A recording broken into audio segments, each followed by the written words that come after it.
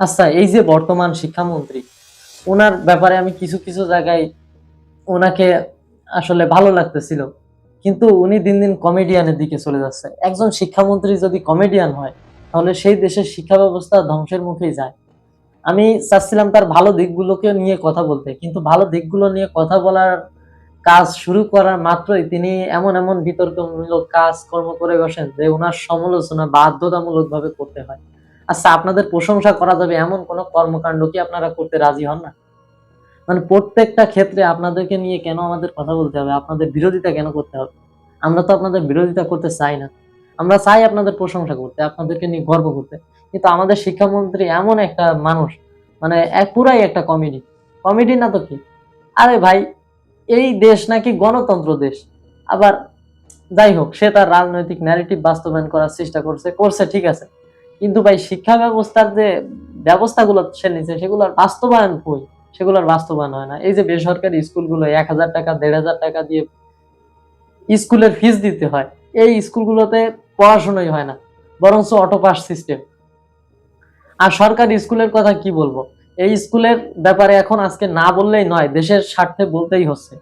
এই সরকারি শিক্ষকরা প্রকৃত অর্থে এরা পড়ায় না। যদি এই ৮-৯ ঘন্টা ঠিকমতো পড়ায় পার্ট টাইম, শিক্ষামন্ত্রী একটা ব্যাপার বলছে যে কোচিং থাকবে না, আলাদা করে কোচিং করাতে পারবে না। এই সিস্টেমটাতে আমি তাকে প্রশংসিত করতে চাই এবং তার ব্যাপারে আমি সহমত বলতে চাই। কারণ এইটা যদি হয় সেক্ষেত্রে কি হবে? শিক্ষকরা চিপায় পড়ে যাবে, অর্থাৎ বাধ্য থাকবে যে স্টুডেন্টদেরকে এই স্বল্প সময়ের ভিতরে মেধাবী করে তোলা। কিন্তু আমি বলবো যে এই ক্ষেত্রে যদি কোনো স্টুডেন্ট পড়াশোনার থেকে বেখেয়ালি হয়ে পড়াশোনায় ফেল করে বা ব্যর্থ হয়, সেই ক্ষেত্রে এই শিক্ষকদেরকে অবশ্যই জবাবদিহিতার আওতায় আনতে হবে। তা যদি না আনা হয় তাহলে এই ব্যবস্থা মুখ থুবড়ে পড়বে। তবে এই ব্যবস্থা অবশ্যই ভালো। এই কোচিং সিস্টেম, কেন কোচিং থাকবে? এত অতিরিক্ত পড়াশোনা যদি বাচ্চাদের মাথায় চাপায় দেওয়া হয় তাহলে দেখা যাচ্ছে যে পড়াশোনার মাথায় ওঠে না, আর শুধুমাত্র মুখস্থ করাই শিখে, বাট ভাবতে বা চিন্তা করতে তারা শিখে না। তারা পার্ট টাইম কিছু করুক, পার্ট টাইম তাদের নিজের লাইফকে সাজাক, সেটাই সুন্দর হয়। তো এটা হয়তোবা শিক্ষামন্ত্রী মাথায় আনছে, এইজন্য হয়তোবা এটা করছে। কিন্তু আমি বলব যে দেখেন, সরকারি প্রতিষ্ঠানে যে সমস্ত শিক্ষক থাকে তারা বেশিরভাগ সময় তারা ঝিমায় কাটায়, অর্থাৎ তারা ঘুমায় কাটায়।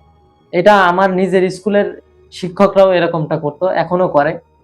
তারা শিখানোর ব্যাপারে খুবই গাফিলতি দেখায়। এই ৮-৯ ঘন্টা যদি তারা ফুল এফোর্টস দিয়ে পড়াশোনা করায়, বাট একেকটা ক্লাসে একেকজন স্যার যদি একদম টানা পড়ায় ৮ থেকে ৯ ঘন্টা, তাহলে আমি মনে করি যে এডুকেশন ব্যবস্থায় অনেক বড় পরিবর্তন হবে এবং অনেক খরচ বেঁচে যাবে। শিক্ষা অর্জন করতে এবং জ্ঞান অর্জন করতে যদি এত বেশি খরচা পোহাতে হয়, তাহলে মেধাবী স্টুডেন্ট কিভাবে জন্মাবে বা মেধাবী সমাজ কিভাবে গড়ে উঠবে?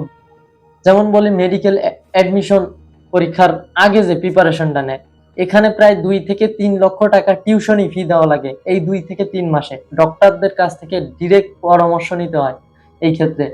তো এইটা যদি সহজলভ্য হইতো তাহলে ভালো হইতো। কিন্তু এইখানে সহজলভ্য করাটা একটু কঠিন হইলেও আমি মনে করি যে প্রপার রিসার্চ সেন্টার এগুলো যদি থাকতো, তাহলে পরিবাররা এত টাকা ভর্তুকি যদি সরকারকে দিত তাহলে মনে হয় ভালো হইতো। এটা নিয়ে আরো বেশি ব্যবস্থা নিলে বেশি ভালো হইতো।